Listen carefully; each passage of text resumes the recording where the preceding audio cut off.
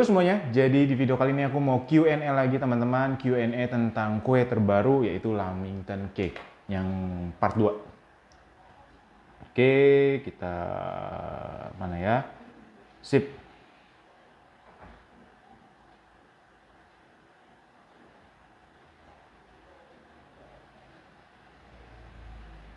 Pertanyaan pertama.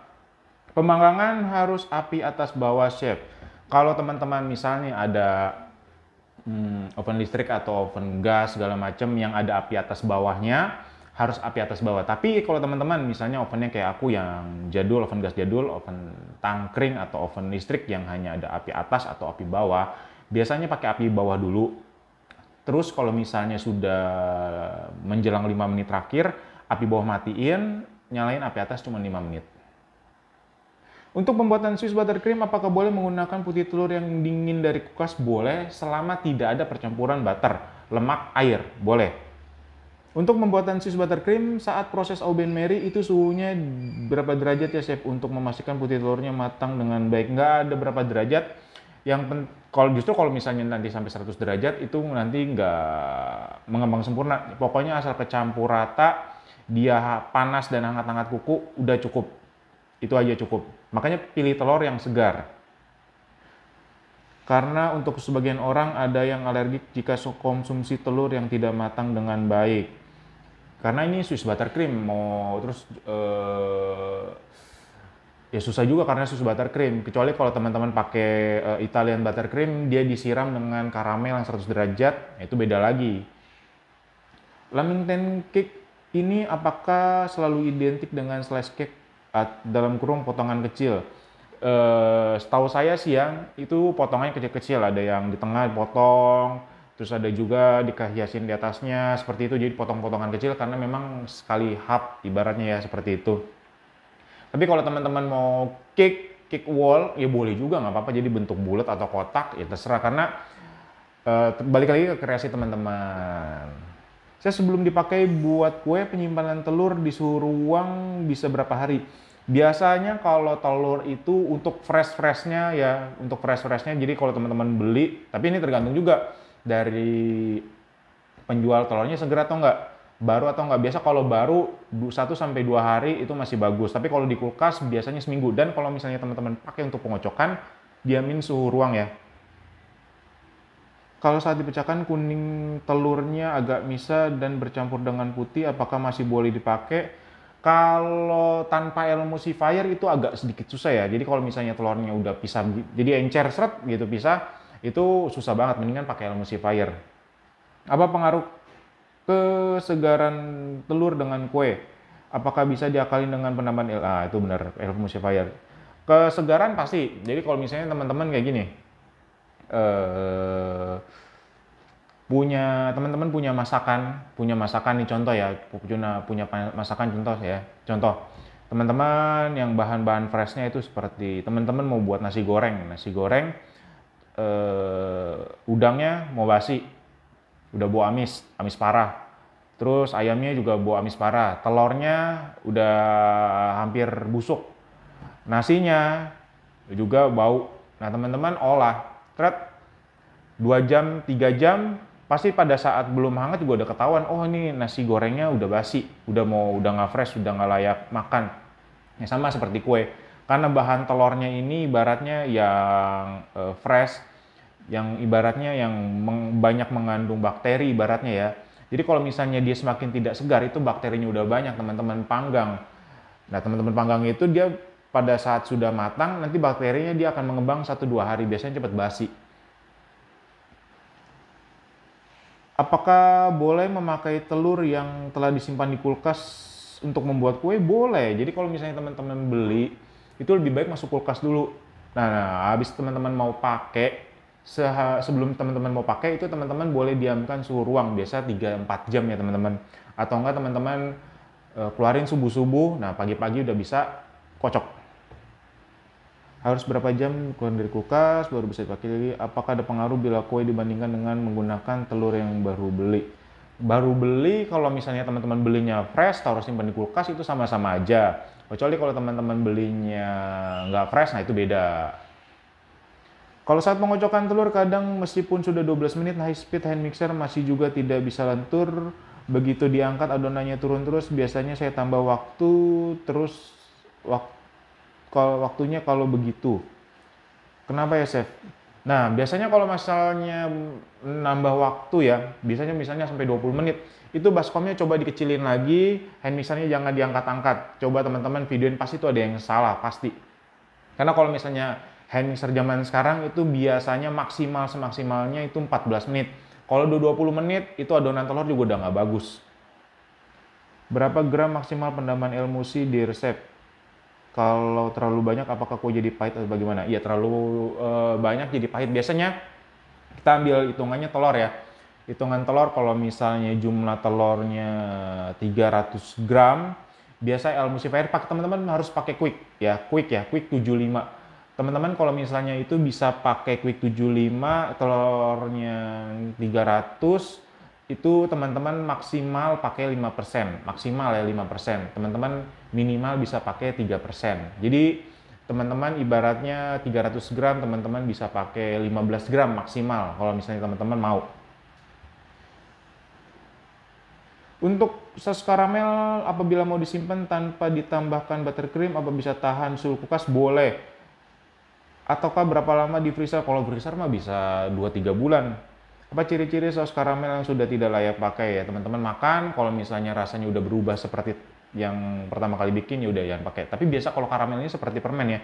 Kalau 2-3 bulan itu masih enak. Nanti teman-teman pada saat mau pakai, teman-teman bisa micro atau di dalam oven, teman-teman sampai mencair, tunggu suhu ruang, teman-teman baru campur ke buttercream. Chef, apa ada perbedaan tekstur pada kue yang dimasukkan terigu dulu, adonan butter, atau apa boleh berselang-seling terigu butter? Oke, jadi kalau misalnya terigu dulu, biasanya kalau teman-teman belum terlalu profesional lah ibaratnya ya. Biasa kalau belum profesional, biasa aku masukin butter dulu. Biasa kalau butter dulu itu bisa 3/4 tercampur rata, teman-teman bisa masukin terigu. Nah, tapi kalau misalnya teman-teman terigu dulu belum tercampur rata, teman-teman masukin butter, itu ngegumpal. Nah, itu bedanya di situ teman-teman. Jadi itu teman-teman harus kalau yang masih baru yang tanpa emulsifier harusnya seperti itu. Apa boleh berselang-seling? Terlalu lama teman-teman. Kalau tanpa emulsifier teman-teman selang-seling, nanti terlalu lama, itu 2-3 kali teman-teman kocok lama, adonannya turun gitu. Biasa kalau selang-seling itu untuk adonan butter cake ya, adonan butter cake, karena ibaratnya mau dikocok agak lama dikit ya masih aman.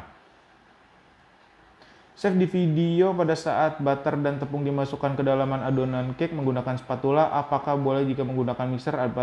Ada tips jika menggunakan mixer? Boleh-boleh aja, tapi pakai speed rendah.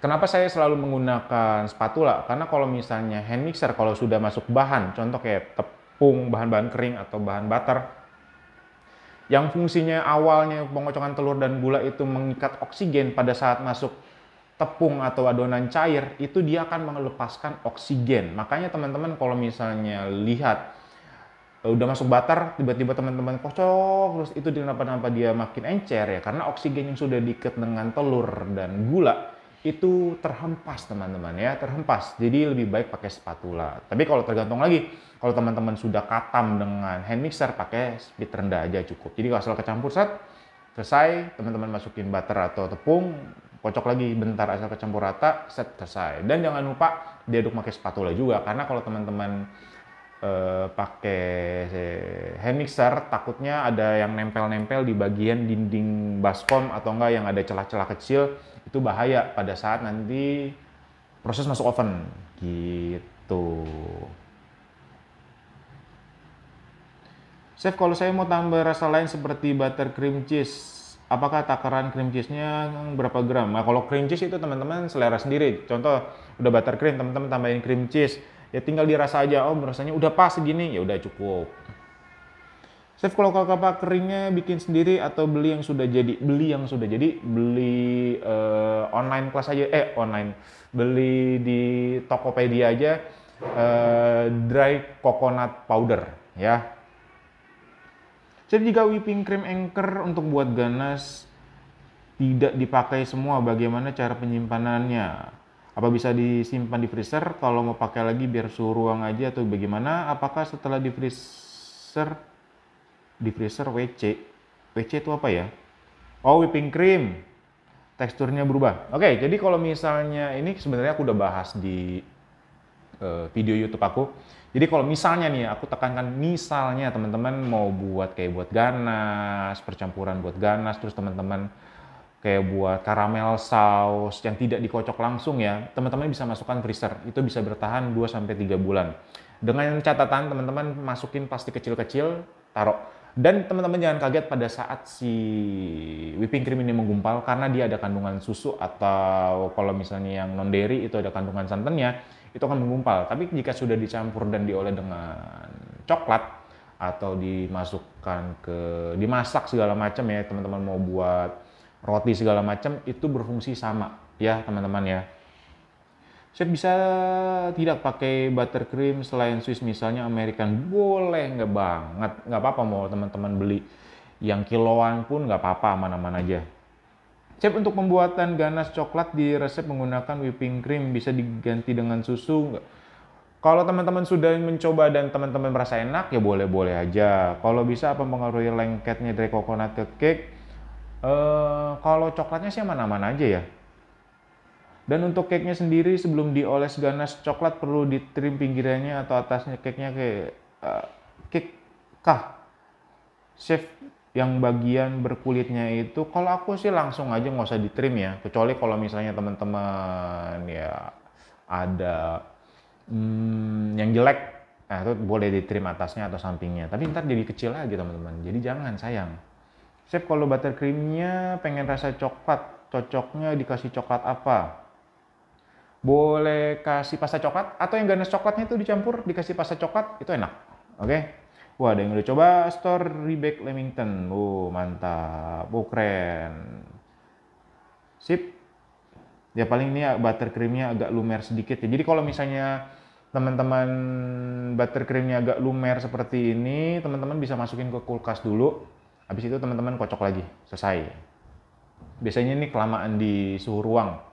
Atau enggak pada saat pengolahan si meringue ini nggak begitu dingin gitu. Oh, ini Bu Esther Alberi Rafael bilang enak, sip. Nih contohnya seperti ini. Dan ini komennya sih. Oke, sudah semua. Nggak ada lagi. Oke, baiklah semuanya. Terima kasih yang sudah mengikuti kursus online ini. Teman-teman juga, ayo langsung cepetan reback biar teman-teman tahu hasilnya. Siapa tahu bisa jualan. Jangan lupa post di Instagram teman-teman. Terus kasih caption-caption yang menarik biar bisa menambah daya tarik teman-teman juga. Oke, baiklah semuanya. Terima kasih yang sudah menonton video ini. Sampai jumpa di video selanjutnya. Terima kasih semuanya. Salam sehat dan bahagia selalu. Terima kasih semuanya.